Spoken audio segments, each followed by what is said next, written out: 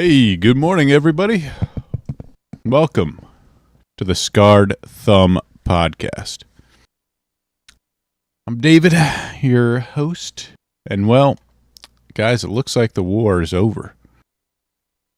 Before it even began, here's the Japanese hardware sales for June 2nd to the 8th. Nintendo Switch 2 had 947,931. So basically, 948,000 units moved. PS5, the next closest had 20,000. 21 if you want to round up. I love the Xbox, how well it does in Japan. 333. Goodness gracious. It just never does well. It's never even able to capture that market. But just insane sales numbers coming out for the Nintendo Switch. Let's look at how quick did it sell? How quick?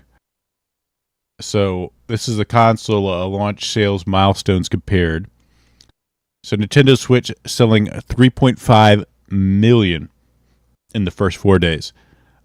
PlayStation 4, which is the next highest, or actually maybe it's not the next highest, in 16 days. Okay, so they've got different things of measurement here. So 21 million in the first 16 days for the PS4, 4.3 million in the first month for the PlayStation 5. I think PS5 had a lot of supply chain issues. Nintendo Switch sold 2.4 million in the first month. The first month, by the way, compared to the first 4 days. And then Steam Deck has sold 3.7 million in the first 4.5 years. Obviously, nowhere near the popularity of the other consoles. They're just amazing numbers being put out by the Switch 2. A bigger success than I would have even thought it would be. You know, we first look at the price and thought, that's a little bit high. Are people really going to buy it? Well, a lot of people are going to buy it. It's a little unoriginal, or, it's not innovating. Is it people really going to buy just an upgraded Switch? Yes, they will.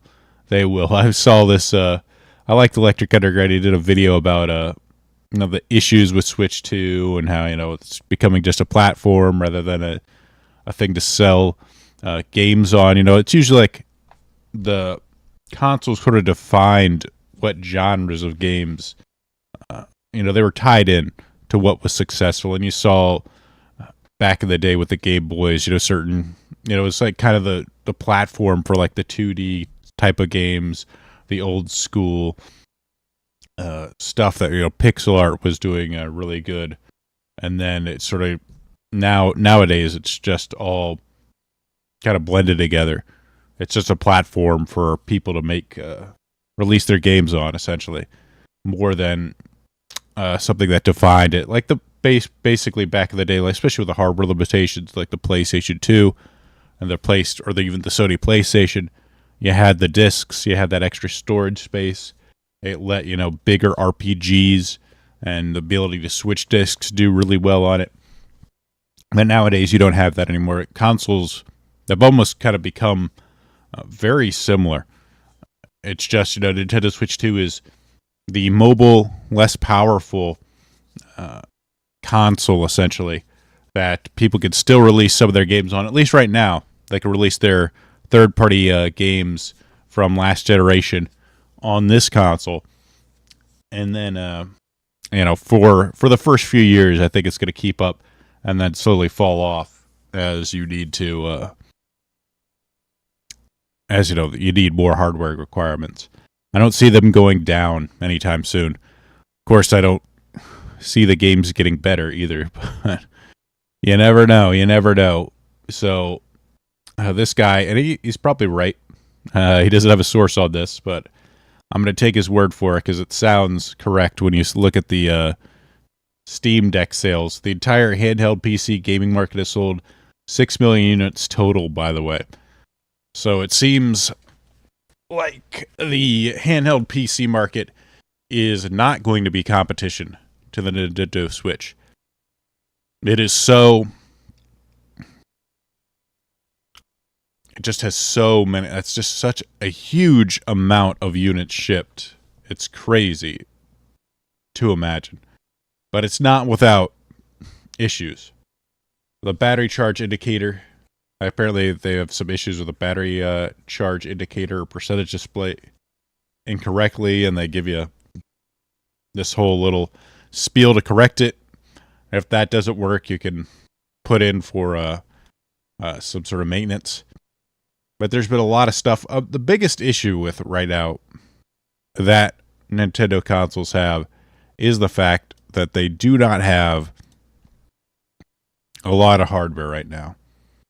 That's a big thing. I haven't played my Switch 2, a game on my Switch 2 yet, and it's kind of embarrassing. It's kind of embarrassing.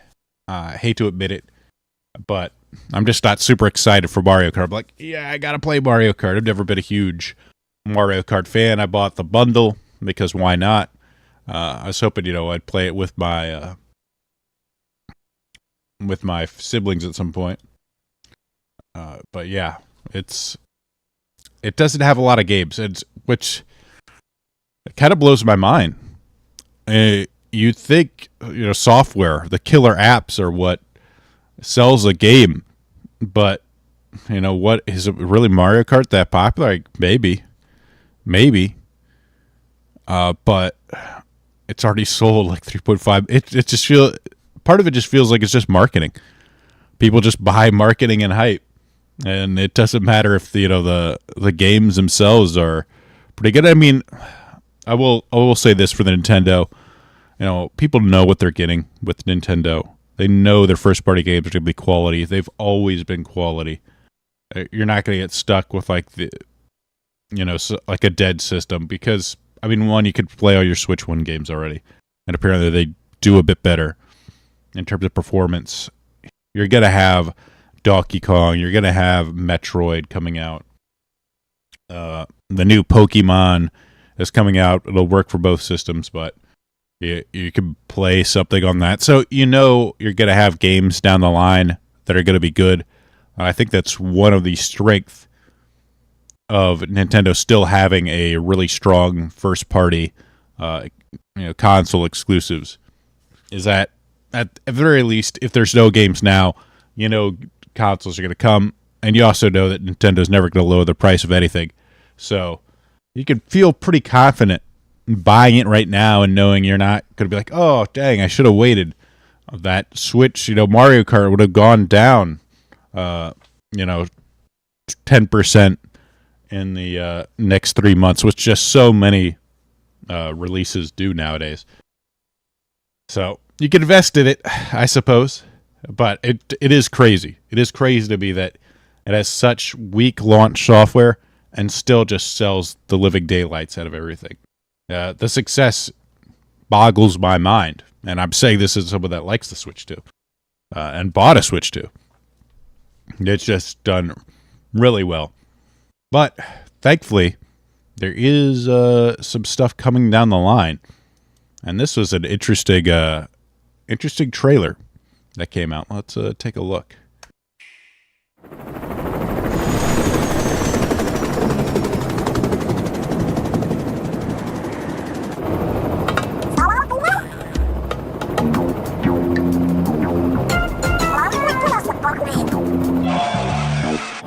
Seeing Splatoon feels really out of left field.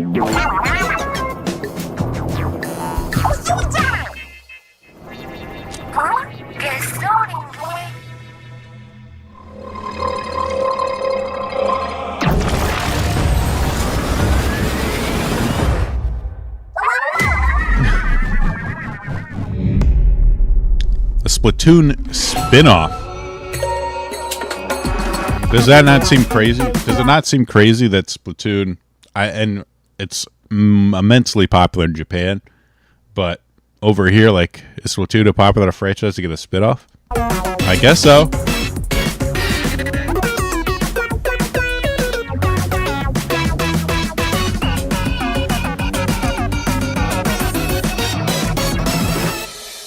Got some, like, robot dog.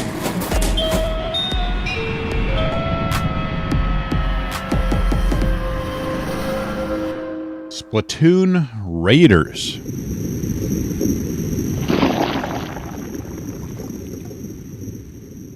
Something ominous, some sort of ominous enemy coming. What's crackin', Squid Squad? Incoming report from the Squid Research Lab. Without further ado, we're excited to share our latest findings.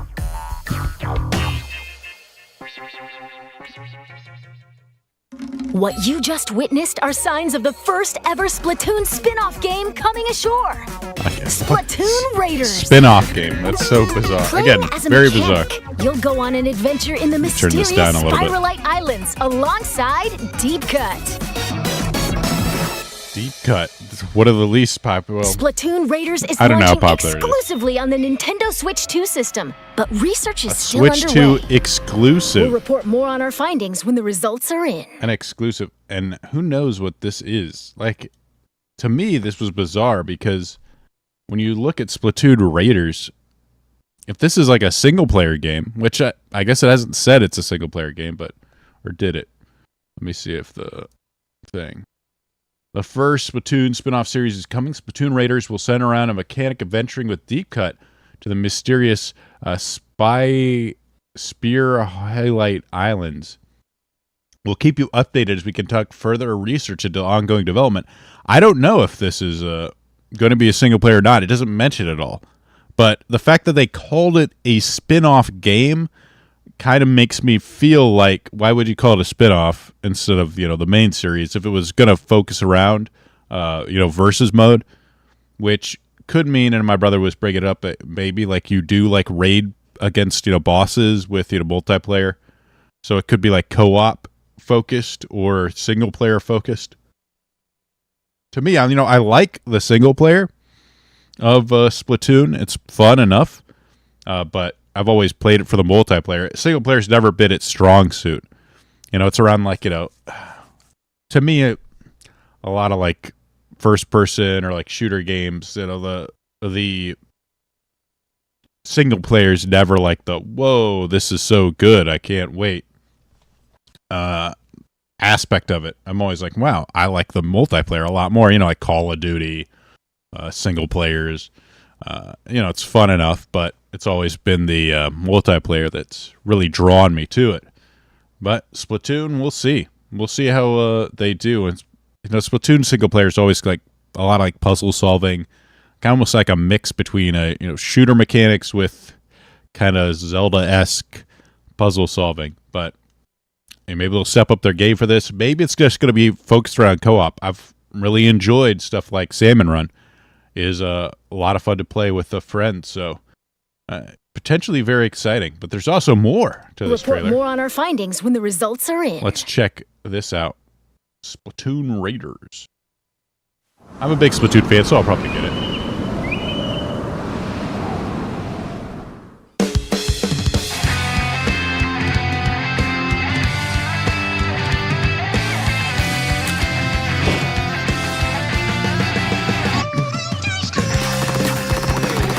This is Splatoon revealing more weapons.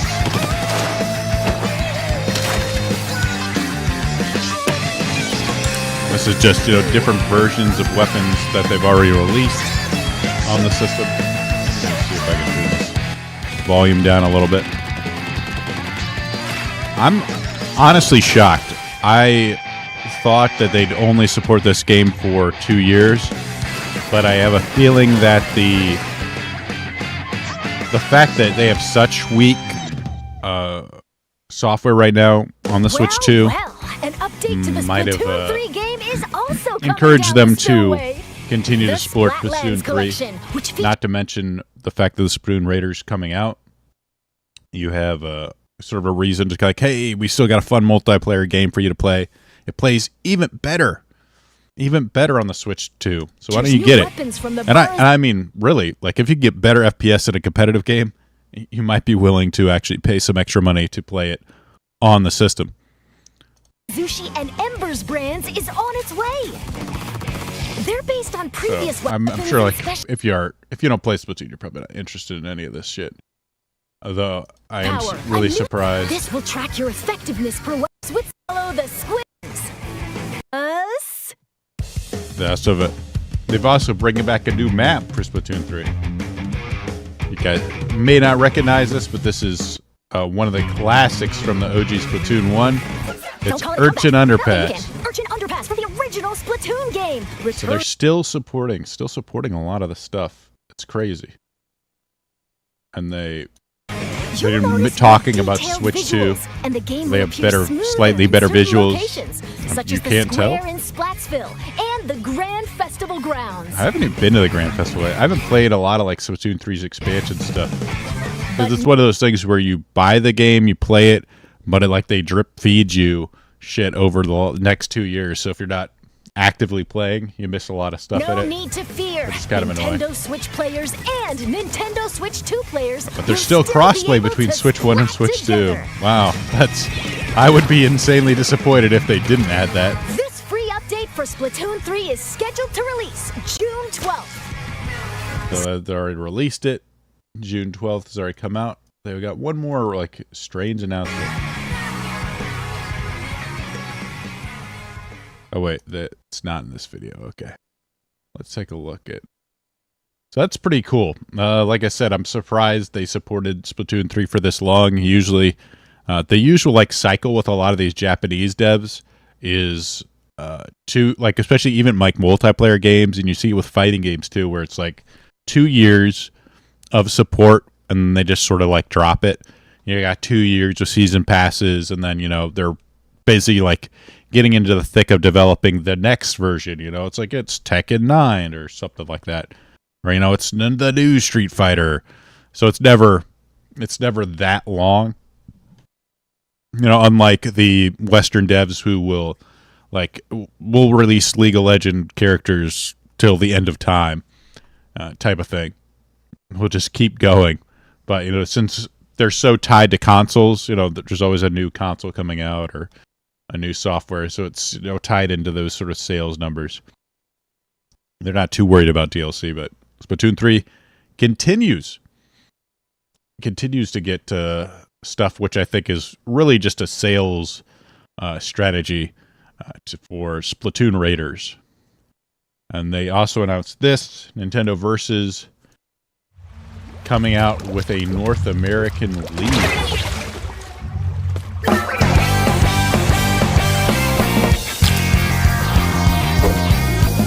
This is kind of weird for Splatoon. They've never done a league thing, but honestly, it sucks.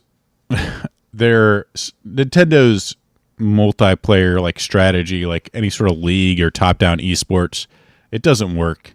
Nintendo's only using it to advertise. I think Raiders would be my guess, and I don't think this a league is in terms of. It'd be cool if it was a collection of teams, competing over a series a month and leading to a championship. That'd be kind of cool. But ultimately, it's never as good as any sort of community-led effort. And Nintendo, like I said, with Smash, Splatoon, they've always been a pain in the ass and really just a detriment to their own competitive scene due to the fact that they just will cease and desist anything that gets too big. If anyone's making any significant amount of money using their product, they either they want to be in control and have a cut, or they're just going to destroy it. So this is always something I look at with kind of a bit of disdain, because I just don't like Nintendo's strategy for esports or any sort of competitive scene. Obviously, I think the copyright laws, that the fact that anyone playing Splatoon 3, even though the product they're putting out is totally transformative, if people are watching it to see competitors play, not because of the IP or the assets that Nintendo has made, but it's kind of hard to deal with when you see people that have really great talent, and I think there's a product there that, people could make a living playing this game, at least for a while, but it's completely destroyed by Nintendo. I'd rather see, young men making a living playing this game than, going to some office somewhere. I think that'd be good for them. But thanks to bad copyright law and Nintendo's shitty attitude, it just doesn't happen. And overall, I just don't think esports works as a top-down thing. People haven't figured out the formula for that yet. It seems like from StarCraft to a lot of other things, like League of Legends, maybe, I don't know. But, that's a live service game that they sort of like tied it in pretty well to. And even that, I don't know how well that does. They've tied it into their sort of advertising for like new skins and new stuff, new characters, and all that stuff. But from like Smash to StarCraft, I mean, you saw when Blizzard tried to take over StarCraft, it floundered terribly, but now it's starting making a comeback as it's more community led, or at the very least, different like corporations that are very in tune with the scene and the people there, working to put out a product that's, it's not related to game sales. That's the thing, is I don't think esports generates video game sales. It can't be tied to that, because then you have stuff exactly like Nintendo, where Nintendo's killing the melee scene because it thinks it's a threat to Smash Ultimate sales. It just doesn't work. So like games that have stood the test of time, like Melee, get attacked by their own company, because their own makers, because they feel like it's cutting into or potentially threatening sales for Ultimate or the adoption of Ultimate. So it just can't work. It's a top-down, corporate-owned type of thing. It has to be separated from the game makers itself in order to be successful, in my opinion. But let's move on. This is just, again, version 10. Cool. I might have to start playing Splatoon 3 again, get the DLC, play the DLC and try it out. Something to play on my Switch too. But this is actually pretty interesting. Call of Duty is working with Nintendo to bring the series to the Switch for the first time ever. So Call of Duty has never been on a Nintendo system. Probably due to, one, the exclusives back in like the PS or Xbox or I think PlayStation days. But, that's exclusivity is almost dead. And the Nintendo Switch 2, I guess, is strong enough at the moment to play Call of Duty. That's interesting to see. Call of Duty on the Switch. A little bit wild. But there's some competition. Or is it competition? Let's see. This is the Xbox Ally.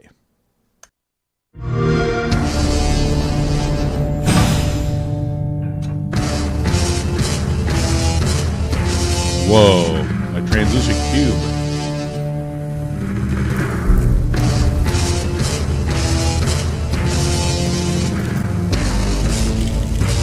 Bottom of 3. What? Jack.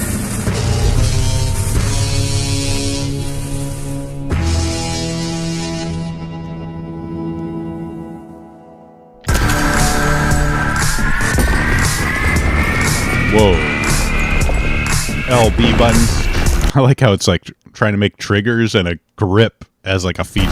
Look at these features. Buttons. ROG.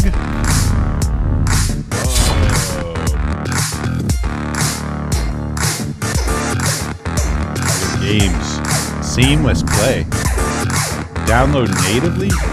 I can stream from the cloud. Has that ever worked? That seems awful.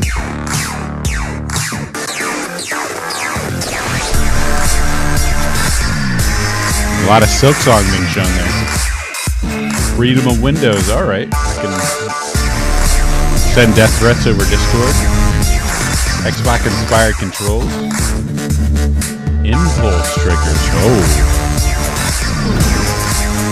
I like the marketing guys. Like, guys, you gotta include impulse triggers. It's very important. It's got a Risen, AMD Risen.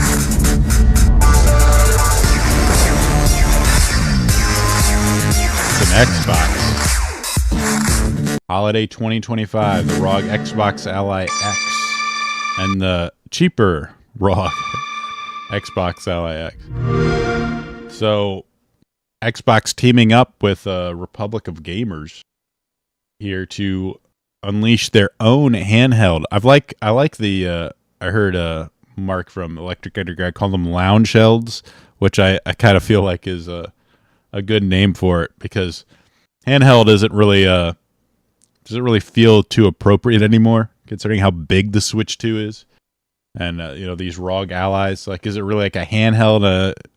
I like the idea of a lounge held, where it's like just a thing you hop on the couch or hop on a chair and just sort of play a bit.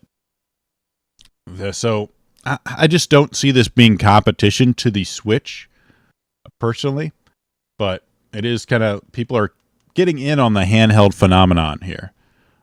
I think there is definitely a desire for it, and Xbox name kind of throwing its name behind a ROG product. I know Mish, friend of the show, has I believe it's a ROG Ally, or like a different, version of a ROG. One of them, I think that's what he has, and he's or maybe it's an Asus. I don't remember, but he really enjoys it. So, he's always talked about how much he enjoys his sort of handheld sort of PC. This is essentially what it is, like a handheld PC type of gaming console. So I definitely think it's going to be good. And I was trying to look up the price. So this is a Vice article, which, nothing confirmed. So take it with a grain of salt. New leak claims to reveal the price and release date for the ROG Ally. If true, you can pre-order it soon. So this is the ROG Ally X and the regular ROG Ally. So the latest rumors, take this one with a grain of salt. According to the YouTube June 3rd upload, will pre-order in August and launch in October. So this is ready for the holiday season. Maybe competing for that handheld market with the Switch. If the leak is true, the ROG Ally will cost £600 or euros. I think that's a euro. Europeans, help me out here. Check. I think that's a euro. And €699. Though interesting, the YouTuber claims that he heard the USD price would be $499 and $799. Based on the current pricing of the ROG Ally X being $899, I find this the author finds this to be a bit odd. But they point out that it's possible that Xbox is trying to hit a broader market with the device, so it has more competitive pricing. That's pure speculation. And that is hard to believe, where so like they're going from $900 to $800, essentially, like $100 off.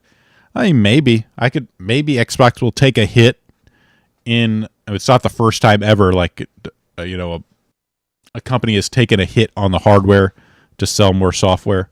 That's kind of been the operation for, stuff like the PS5 and the Xbox, where it's like, hey, buy our own exclusive, branded console, where I'm sure they're going to have access to a Game Pass all over the place.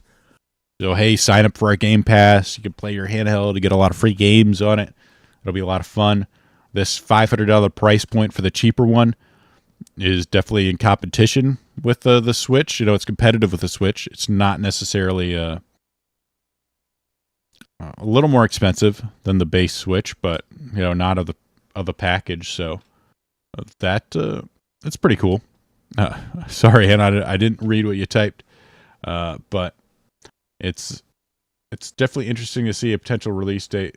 So maybe, I mean, $800, like the fancier one, that's going after a completely different market, in my opinion.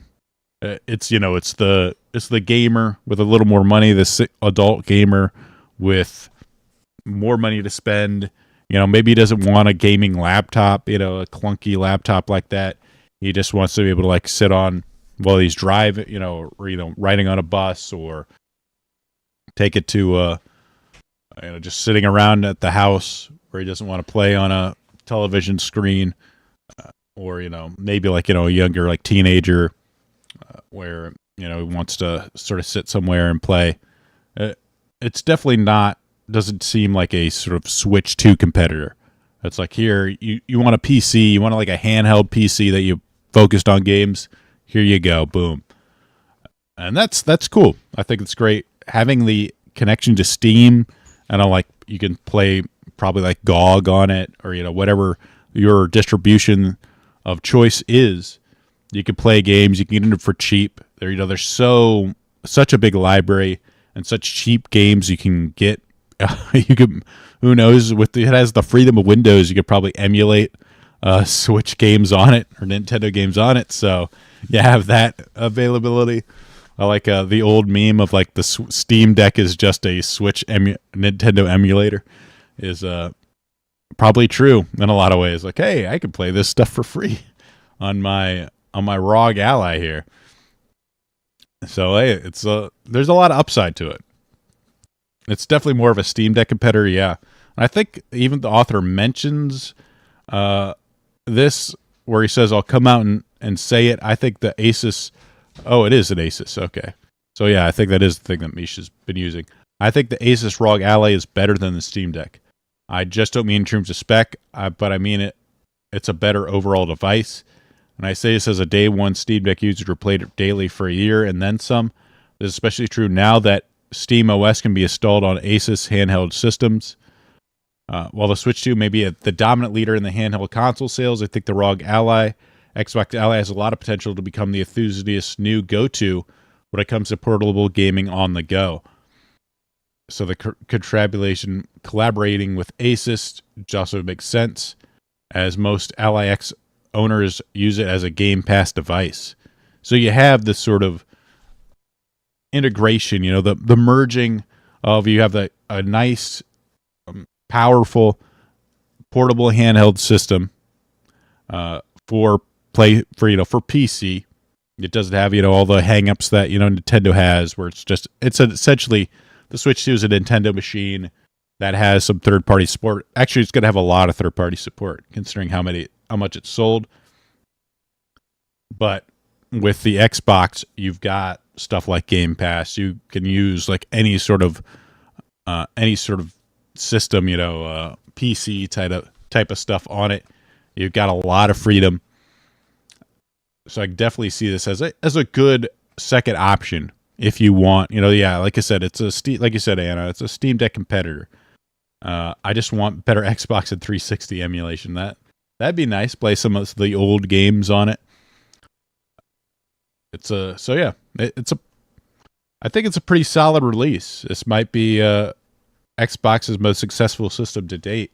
We'll see how it goes, though. I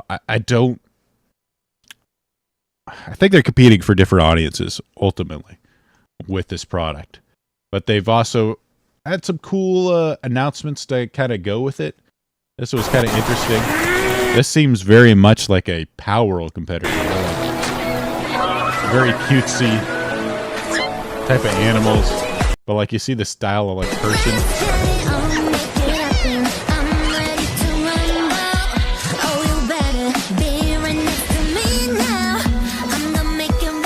What is with this? By the way, the song, this music is crazy.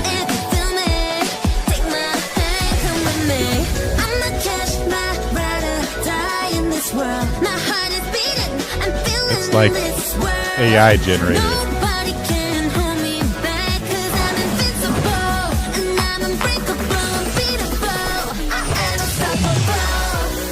You can transform into the thing.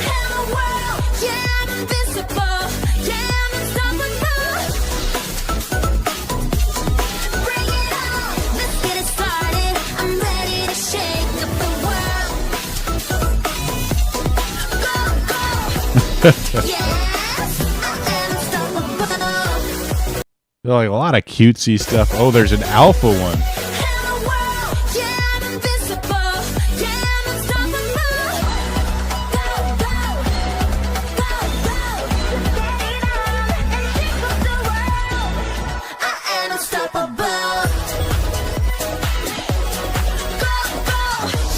special effects. Like I said, it definitely looks kind of Power World-esque, very like, Pokemon. Hey, let's make our own Pokemon type of thing. Animo, that's coming to Xbox, and I think every other system too. So Henny, will be Xbox business, flopped a date too little too late, then in the market lagging behind competitors by many years. I mean, it's definitely not without merit, especially after Switch 2 sold so many things. But I think the Ally has its like kind of own fan base, and if it can capture a lot of like the Steam Deck audience, it's not going to be enormous. And I don't know if will be anywhere near as mainstream as the Switch 2, but I think it could be a viable alternative to that. I think it definitely has the potential to capture some of that audience for the people that just don't want to Switch 2. They want something with a little more freedom, a little more adult. It doesn't have the sort of association with just Mario games. Though it is a little more expensive, it's got potential. I'll say that. I don't see it being a huge failure, but you never know. You never know. It does look cute. So this Animo, probably it's a free to play. Oh God, which means a shitload of microtransactions. Let's be honest. Pen and paper action role. What the hell does these words mean? Pen and paper action role playing game where players take on the role of a pathfinder, capturing creatures in idyllic landscapes involving their magical companions to help explore mysterious dungeons, solve puzzles, engage in PvP and PvE battles. What a blurb here. Pen and paper action role-playing game. So it's like Dungeons and Dragons and like Pokemon and PvP and PvE, and like they also don't mention a shitload. Like Nintendo slightly triggered. I doubt it. Anything free to play is going to have microtransactions up the ass, which is probably the biggest downside of this. I'm not saying the system will be bad. I can imagine it will be great, but I just don't think it will sell well, if that makes sense. Yeah, I get what you're saying. I think there's a need there, but yeah, it's going to be hard for it to like be a mainstream success in the face of something like Switch. Yeah, and people already have a Steam Deck. Are you going to buy a new thing? Are you going to buy the ROG Ally as well? So yeah, there is some definitely hurdles that it needs to overcome. And I don't know is there a huge, Xbox fan base left, a lot of like console fans to grab that up? I don't know. It seems like the Xbox, like as far as the console wars, Xbox has been doing the worst for a while. And then in some ways it's just like, this is an Xbox. They're just like, yeah, every PC is an Xbox now. We don't give a shit. Exclusives? Who cares? We'll just put anything on Xbox. Xbox is just sort of like a PC now.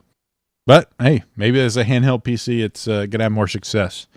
This was another game that looks interesting. I liked Super Meat Boy, the original 2D game, but now it's transforming into something else.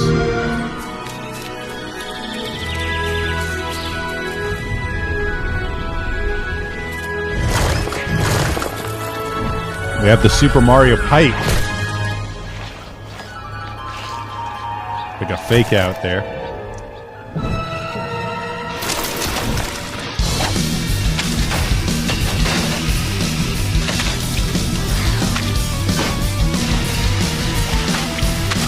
Super Meat Boy. 3 dimensions.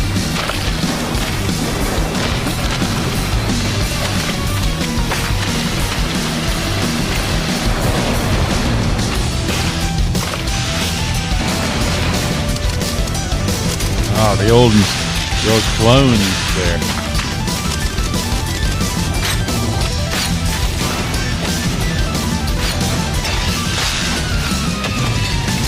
Super Meat Boy 3D. Honestly, like looking at the clone thing, like if you had like a battle royale style, like Mario 99, where whoever like can go the furthest. that wins. Well, that'd be a cool idea, but this is Super Meat Boy. It was a popular 2D sort of like indie game. It's been a while now. I have no idea when it came out, but I enjoyed it. It's definitely different to have it as a 3D. Like the translation from 2D platforms to 3D platforms is a lot different. And I've never considered 3D platforming to be the best. 2D is obviously better because you can see exactly your trajectories. A lot of times you can see where you're going to land. With 3D, it's kind of awkward. Of course, you have these sort of like different angles. It's not, and it can sometimes change. But I think maybe they're trying to kind of looking at this. Let me turn this down a little bit so I can think. Kind of looking at what they're doing, they're not going to have it change. Oh, thank you very much. I'm glad you're enjoying it. You're not going to have this camera angle change. It's going to be fixed, which I think is a good thing if you want to have like really challenging platforming. You can't be changing the camera angles because that obviously, when you change the camera angles, it changes how your controller moves the character. The angles change as the cameras change. Holding up, like if you hold up and then you tilt, you hold right on the camera stick. If you have like a 3D camera stick, you'll just walk around in circles essentially. So you have to have a fixed camera angle when you're doing this stuff. I mean, the graphics look really good. It's just hard to say if this is going to work. Like if they have constantly changing camera angles, I just don't imagine it being as fun to play as a 3D platformer as it is a 2D platformer. But I could definitely see it getting more adoption as 3D in some ways because people just seem to like 3D. Interesting. So it's coming early 2026. Who knows? I might give it a try if I can get it on the cheap. Like I said, I enjoyed Super Meat Boy. Whether the 3D is going to be as good, that's hard to say. I think as a concept, it's not as good. 3D platformers are inferior to 2D platformers, but it looks good. Like I said, the style and the graphics are pretty neat. It's interesting to see it getting. Seems like Super Meat Boy got a bit more of a budget this time around.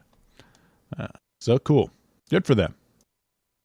And this was one of the big reveals of this Xbox thing. はるか昔、この国に輪廻の獣が現れた。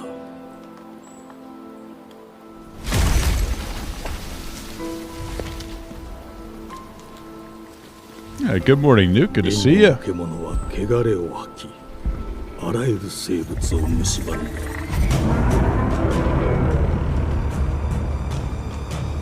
So, if you didn't notice this, it was the thing that everyone's like, huh? What's going on? Game Freak, obviously known for those in the know, is one of the main developers behind Pokemon. You've probably seen it every time you start a Pokemon game. This ain't no Pokemon.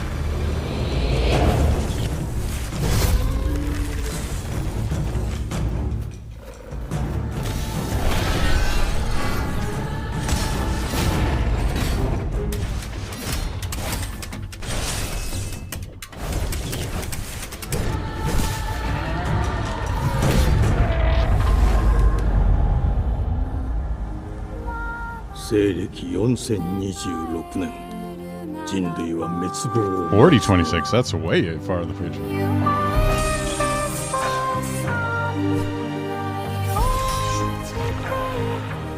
New Pokemon, it definitely looks violent. There's blood and stuff.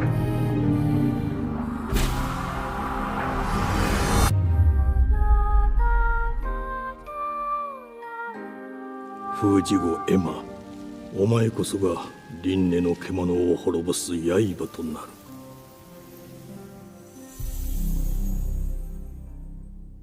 Beasts of Reincarnation. So this is coming out for the Xbox. I don't know if it's going to be an exclusive, but people obviously reacting to the fact that, I mean, for me, like looking at the game, it's hard to get excited. I mean, it looks neat enough, but to me it looks like several other games that I've never played as well. It's like, is the 3D action going to be any good, or is it going to be like another, Souls-like type of game that everyone's played 50 times with a bunch of like, whoa, look at these cool executes that you do absolutely nothing in. Oh, I can stand still for 5 seconds while we do a cool execute, or like this kind of stuff where it's like, is this actual player execution, or is it like some done, like animation sequence? I do not know. It's the same issue I had with like 3D Sonics in a way, where it's like, oh, you run, you just hold forward, then you go to a spring, and like you spring off 3 things, and you run a little bit more, and oh, you go into a loop. You watch yourself go through a loop for another 5 seconds. It's what a lot of these things have become, like, whoa, cool 5-second animated sequence as I execute a guy. That's super cool. This doesn't get old after a while. But the discussion, as far as the gameplay goes, I don't know. I'll have to see more of it before I get excited. To me, it just looks kind of meh. But what people online were reacting to is the fact that it's from Game Freak, which, and there is like 1 million of these posts. Like, I literally saw like 1 million posts of this. Like, how did Game Freak go from Scarlet and Violet to this game, where Scarlet and Violet just panned endlessly for how shitty it looks, and honestly, Pokemon looks like shit. 3D Pokemon, just these bland, empty environments everywhere. For a game that, will sell, guaranteed to sell, 20 million copies, you'd think they'd put a little more effort into it, but a lot of people are speculating, like, if Game Freak's given a certain time window, they can only do so much. As Pokemon Company wanted to pump these out to make a shitload of money. I could see it, and then of course the comparison. Wow, these environments look really cool. I mean, what? Hold on a second. Was it made in fucking? If it's made in Unreal 5 engine, I'm going to kill myself.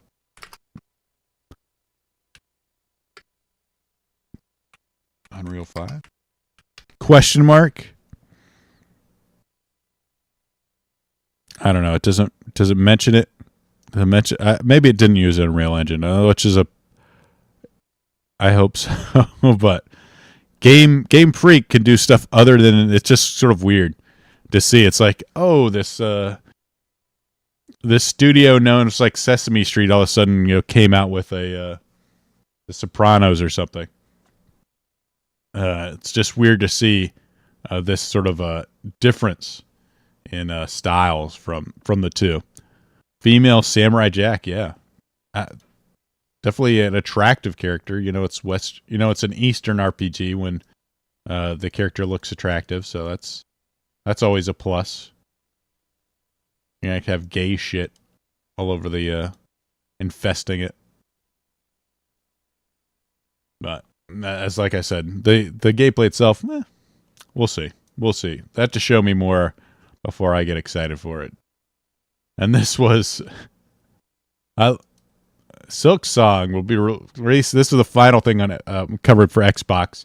Silksong will officially release later this year. Will be a launch title for the new Xbox console. We saw this, and then Hollow Knight Silksong will be available at launch for Xbox Ally, breaking the Xbox Ally. It's never getting released.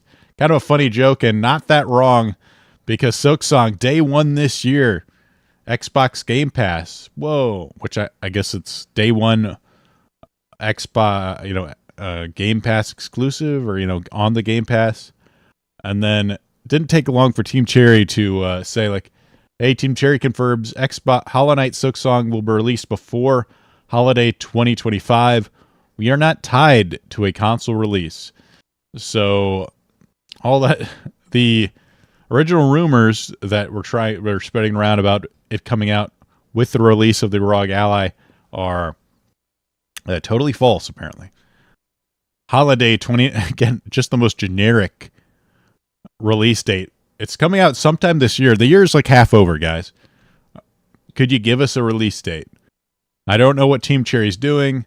This is Geoff saying it's later this year, holiday 2025. You know, I'm actually I'm starting to worry now. I don't think Silksong Summer's going to happen, but hopefully it doesn't get delayed to 2026. Holiday 2025 or later this year is not a doesn't fill me with confidence. Let's just say that. With it only being a few months away, I'd hope they'd have like a kind of a exact date nailed down at this point. But I don't know. Hopefully they're not still like desperately trying to put all the bells and whistles on it. This was kind of interesting. Kind of interesting to think with Final Fantasy 16 now on Xbox. So that's another announcement they made. At the moment, Xbox is actually the only console you can play the entire mainline Final Fantasy series, 1 through 16, apart from 11 online. That's kind of crazy. It is kind of crazy to think, because Xbox, like, you know, you had Final Fantasy on Nintendo, you had Final Fantasy, it was like the sort of Sony thing for a long, long time, and the console that had absolutely nothing to do with Final Fantasy is now the only console you can play the entire mainline series on at the moment, which is kind of crazy. But interesting fact, just a little interesting factoid for you guys. So there's the next thing of business. This was kind of funny. So this game called Mind's Eye, and I actually saw advertisements when I went to the movies the other day for this game. It is the latest in the sort of like, we tried to be a AAA, but it is a piece of shit game genre, whatever you like to call it right now. The Steam charts are PC release is terrible, 33,000, and it is just cratering. It is now sitting at 39% for reviews, incredibly negative reviews, and it just looks like build a Rocket Boy developer. It just looks awful.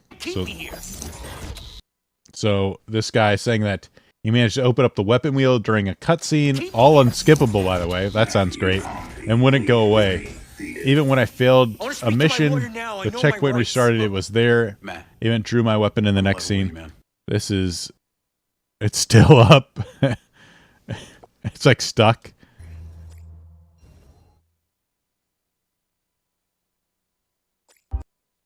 Loading. The weapon wheel's still there. There are just a lot of examples of this game looking like shit. Don't make me regret it. Don't make me regret it. This probably have like some big names and stuff. Like apparently a lot of people that worked on Grand Theft Auto sort of left to make this thing. So the guy's holding a gun and he's grabbing a gun. It's just really rough looking details. It's kind of funny. This was this Trevor for real comparison. This is animations of, you know, the guy going into a car. That looks, you know, getting out of the car. Okay. So this is, I mean, this looks so lazy. Look at this. This is how you get in the car in Mind's Eye. This AAA, they want $60. They want 60 of your hard-earned dollars for this game. And this is how you get in and out of a car. Wow. Look, this looks so stupid.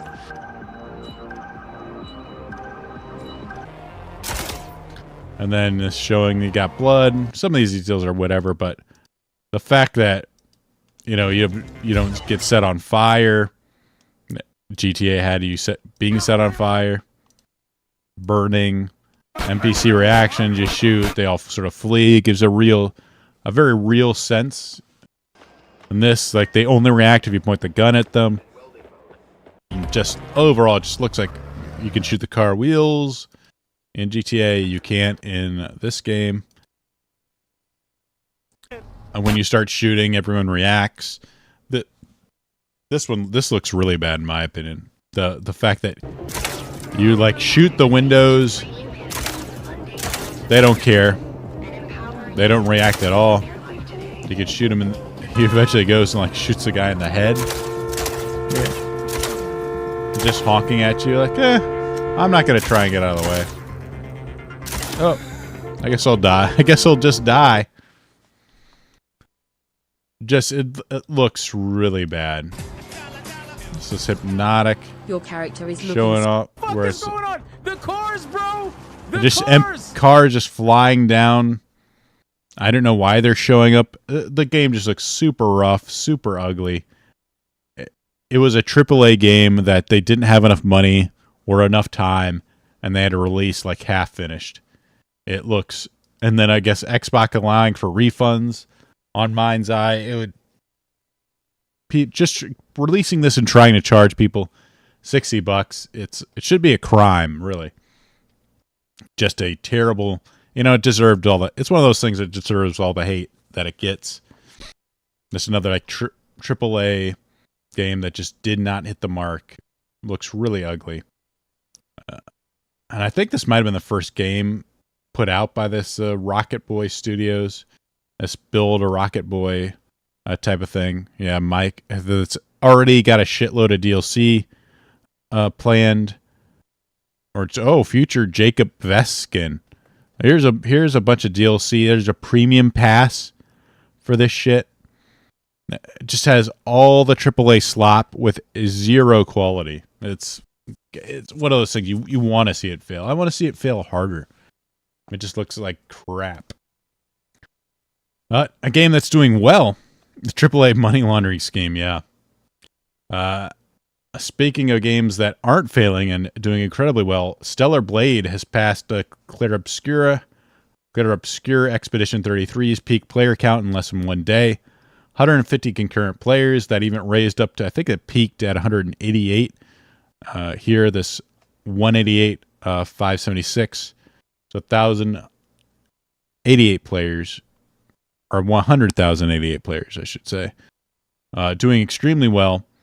Been replaying Stellar Blade on PC and Steam Deck. It's an excellent PC version. So this is Gene Park, a journalist, a lib journalist, but even he has to admit that it's very good, and they optimized it well for the PC, which is always good to see. I think especially with this PC version, the fact that you can mod it was a big draw. They also did, a big update, kind of trying to tie it in with the Nike got us victory. How did it beat Stellar Blade? Beat E33? Who knows? More marketing, or it's just more hype around it. People have been talking about Stellar Blade for a long time. Did really well. Apparently, a lot of the just comparing it, it's officially outperformed every former PlayStation exclusive that got ported to PC in terms of peak player count on Steam. It's done very Stellar beat God of War, Spider-Man Remastered, Horizon Zero Dawn. I don't know. But wait, Susei Yoshida, the former exec for PlayStation, says the biggest reason for Stellar Blade's success is its combat. Sure thing, Susei. Sure thing. We believe you. I'm sure it's the combat. That's why. Gotta be. A lot of people are saying that it's doing extremely well in like the Asian markets. It could be one of the reasons. Like maybe they didn't buy it on the PlayStation and preferred to buy it on a PC. Maybe China's got more PC players. Like Korea has a larger PC fan base than consoles. So I could definitely see that. I think it's the sex appeal. I think the sex appeal might be a big part of it, and obviously, when you have PC, you've got the mods, so it does really well. What they couldn't do on PlayStation because of censorship, you yourself can do with the help of the modding community.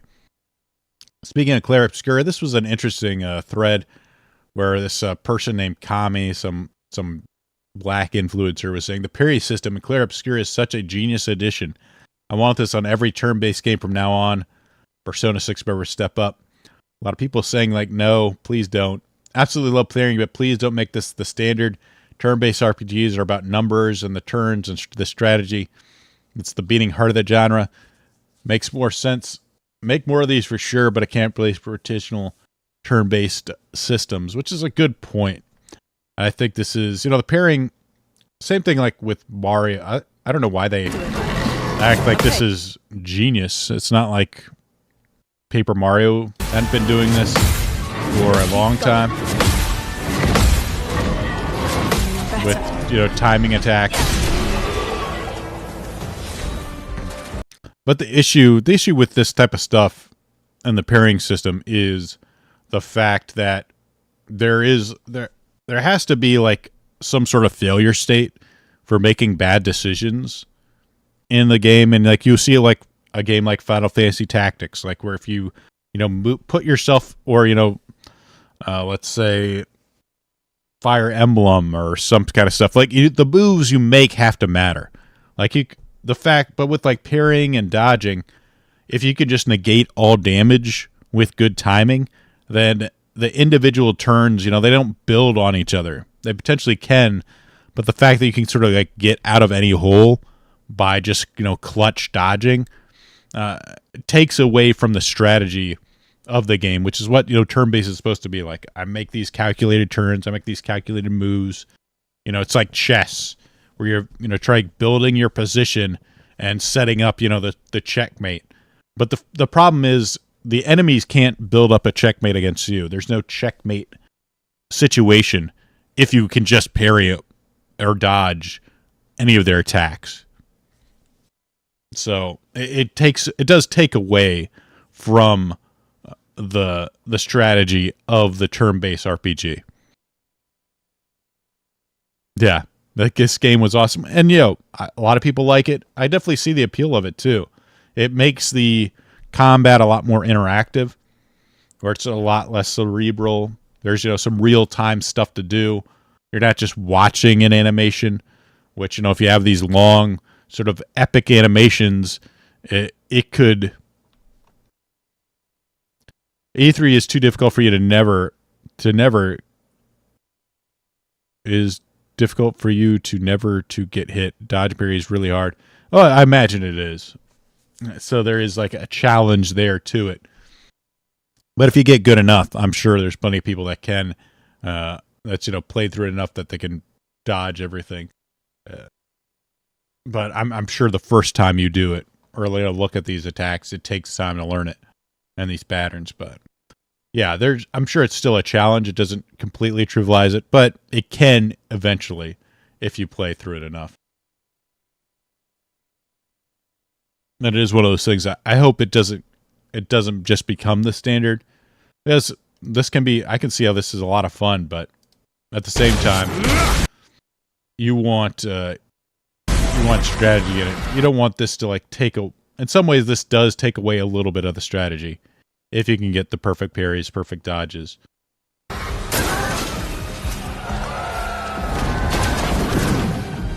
I mean, this is kind of cool. Like these attacks were like, all right, I got to time it right. Boom, I got it. Got the reward for it. That's cool. And just make these like longer animations feel interactive. You have to pay attention to it, which is fun too, because you have your cake and eat it too. Where it's like, if this wasn't interactive, I feel like these attacks would get very boring very quick. If you had to like watch it, okay, here's this. Here's this animation of this guy smashing, and then there's a kick. Oh, so yeah. Just an interesting point is like RPG enthusiasts sort of fight over what's better for the turn-based genre. But Claroscura doing very well.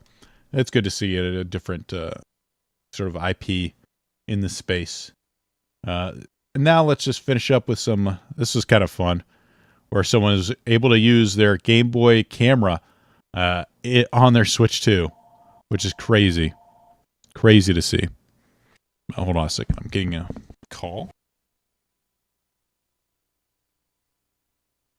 Give me a second, guys. I'm going to mute for a second.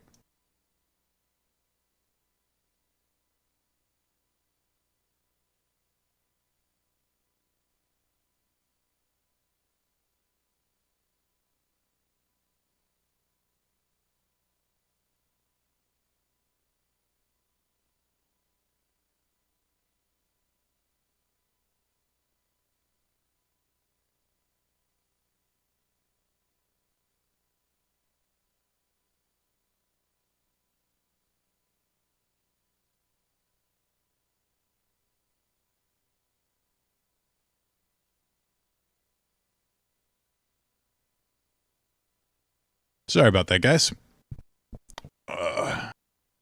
It is Father's Day, so I've got a few.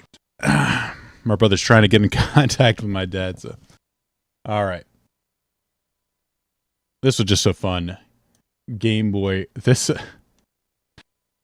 Some fun news. Look at this. Preferals are pretty crazy. You got the hot dog mouse accessory. Interesting. And this controller play grip for the Switch 2 is wild. Look at that. Got the Nux. Time to get my Switch 2 Nux out. Start throwing hands. What? You have different day for Father's Day in Europe? Interesting. I heard they have a different day in Africa for never mind. I'm not gonna make that. Let's not make that joke. Throw the knuckles in with the Switch 2 accessory. I don't know if this is gonna come over to America or not. But I assume you put your hands through. That way you can get more of a grip when you're playing it. The D-pad or something. It's a little easier to grip. You got bigger hands. But it looks threatening. That's a threatening looking peripheral. This is the other thing. It's not specifically video games related, but Hershey's is coming out with a special Hershey Kisses Pokemon themed. And looking at this box where you can collect all the 151 Kanto Pokemon, collect them as kisses. I just don't. I mean, do you take them out of the wrapper when you put them in this box? I assume the chocolate would go bad after a while. We could collect all 151 or all 12 bar designs too. Yum yum. I don't like Hershey's Kisses milk chocolate, to be honest. I like the dark chocolate's okay, but I find the milk chocolate to be a bit gross. They're not bad with like s'mores, but yeah, the Kisses look really good though.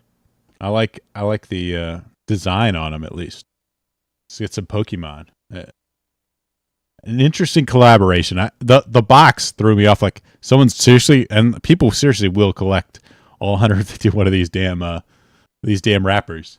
That's a tall order, but it's America. This is another like cool product tie-in Nintendo's getting. So Heinz Japan announced they'll be partnering with HAL Labs to release Kirby tomato ketchup bottles. That's cute. They had different little Kirby's on their tomato ketchup. And a limited edition keychain. Oh, that's cute. Get your tomato Heinz. If you're a Heinz fan and a Kirby fan, this is the perfect union. Oh, I like this too. Array. So for dissident right-wing people, Asuka's always been the girl. Best.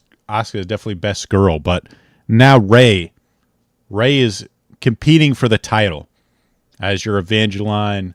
If you're gonna pick an Evangeline Neo Genesis profile pick, Ray's making an effort to capture that audience.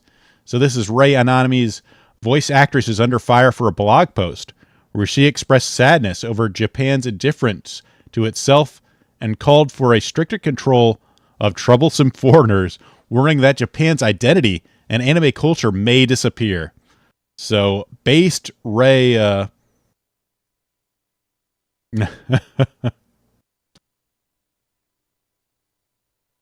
Based Ray has come out with her pro-nationalist views, and well, people are liking it. People are liking it a lot. I don't know if I guess there's really no follow up to that. Did she do Megami as well? Brecky just posted they love. Oh, I guess Megami is just her name, I think. very cool. Based Japan voices. Meanwhile, we have the crazy English pink-haired dub voice actors in our community. That's like, yeah, we need to have a black guy play a black guy. It makes sense. Oh, wait, hold on a second. I can't play a white guy? Whoa. Time out. Let's go back. It's only supposed to, representation's only supposed to go one way, and then against white people is what I meant. Less jobs for white people. That's what I meant by representation. I didn't mean less jobs for me. And then, let's conclude it. I'm going over time, but this is the game of the week. The game of the week. This is a game called April Grove. It is a demo right now. A demo where it's kind of feels like it's trying to be a little bit like, kind of Stardew Valley. It's definitely has that vibe of the game. So Netflix demos going on right now, and they've got a lot of demos out. They have games that are coming out soon. So I gave this a try. I mean, I was obviously attracted to the anime aesthetic, or not necessarily anime, but the sort of GBA aesthetics of this game. It looks really nice. Though I have to say, I think overall the game was pretty boring. I mean, if you look at this gameplay, it's literally just me right now, and I don't know if this is something that they're just doing, if they have more things featured, but literally your job is to go back and forth, knock down trees, and sell the wood. That's the main way to make money. That's the gameplay loop right now. And I mean, it has some like addictive qualities to it, where the bar goes up, you spend the gold to buy more, different items in the shop that apparently make you better and faster. It's probably going to be available on those systems. So like you level up, but one of the things and right now I'm using a animation canceling technique. Let me see if I can bring. Let's see if I can give. And right now I have the boots too, but they do some weird things with it. Where like if you buy. Oh, it has furries. They definitely get going for that audience too. It has this thing where when you buy a single item in the shop, the other items get more expensive the more items you buy. So you can like choose in a way, like you can make a bad choice for these items. Not to mention, like if you want like a drop box here, like this drop box here cost me $1,400. So some of the stuff is just so expensive, and it seems like it takes so long to get going. I get they're trying to slow down how quickly you can advance, but this is the worst way to do it. Let me see if I can find if you're not animation canceling. So here's the actual speed of knocking down trees, and they have a weird system in this game too, where it's like a random chance to hit. Like you can, once you hit the tree 4 times, it goes down, but that can vary based on like your chance to hit. It's kind of weird. But yeah, the item system, at increasing prices, kind of changes the dynamic where you can make these choices that feel really bad. Like if you buy an axe, there's an axe in the shop, you get a better axe like right away. So if you save money and buy that, you're like, oh wow, I just screwed myself from getting these faster boots, which are like a much better choice.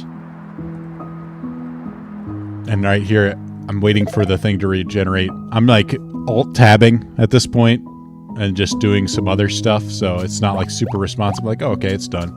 And I don't know if this is what they meant to do it by that.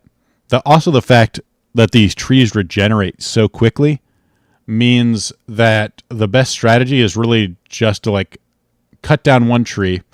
You cut down one tree, you go to the next tree, and then the other tree will have regenerated, so you just go right back. So the two trees closest to your drop box, you just want to go back and forth and cut them down, and you end up doing this like 50 times. Like I see at some point, let's see, I'm grinding money here, and you can, let me show you, let's see. This is me money grinding right here. And the fact that if an animation canceling with this Titan Axe, the Titan Axe is supposed to swing really quick, really slowly, but your first swing's always fairly quick to hit, so you just cancel your animation for the swing, and then you start it again. So it kind of negates the downside of the Titan Axe, which once it hits, it knocks the tree down in one hit. So this is essentially what you do to earn money in this game. You just grind in between these two trees and turn it in. I just don't see this gameplay loop being fun for very long. For a full release game, and I'm sure it's going to be very cheap. But yeah, like this is me playing actively, and if it wasn't for the animation canceling, I feel like this game would be unbearably slow. So it's hard to recommend April Grove at the moment. I hope they add other stuff like fishing to earn money, or something to break up the monotony. They make it a little bit faster. I didn't notice like any sort of things where, like in Stardew Valley, you have like a ton of stuff to do. Not to mention, you also have this sort of time constraint. I get it's supposed to be a casual game, but the time constraint of Stardew Valley actually makes it a lot of fun. We have to sort of like plan your day out. Like, I only have so much stamina. There's only so much I can do during a day, so I gotta like just pick and choose. Do I try to, romance one of the characters in town? Do I need to like plant my crops? Do I want to go fishing or try to explore a dungeon? I think they might have like dungeon combat. Let me see if I can find the trailer for April Grove. That way I'm not just shitting on it all day, because it is like a smaller. Let's see what they got here. Let's bring it over here. Let's see if they can. Wow, cutting trees. I mean, this is the usual gameplay here. Meet the locals. Got furries all over the place. Hey guys, buy our furry game. You can change weather. 150 gold is insane. Alright, so you can grab stuff, which is kind of nice. Explore the forest and beyond. This is just the town. Got a cute anime girl. Water anime girl. Is that all they're showing off here? Is there any combat here? Let's see. Got chill music, and the visuals are really great. But if it's just cutting down trees, the game's gonna be really boring. It better be like $10 game, just to say that.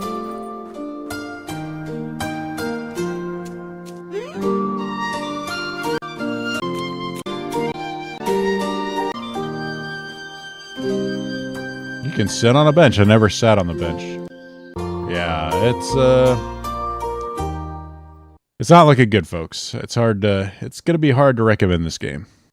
I'll see how much it costs, and maybe if it's like a decent price, like a $5 to $10 game, it might be worth, if you want to just something fun. Like I said, like Anon said, absolute second monitor gameplay.